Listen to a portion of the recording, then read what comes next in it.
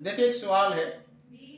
आम तरीके पर लोग पूछते भी हैं कि क्या गिरगिट के मारने में सवाब है? जी है। तो उसका जवाब है जी हाँ। गिरगिट के मारने में सवाब है, जैसा कि रसूलुल्लाह सल्लल्लाहु अलैहि वसल्लम ने फरमाया कि जो शख्स पहली मर्तबा गिरगिट को मार दे तो उसको 100 नेकियां मिलती हैं, और अगर दूसरी मर्तबा मार दे तो उससे कम, तीसरी मर्तबा में उससे कम मिलेगी नेकियां।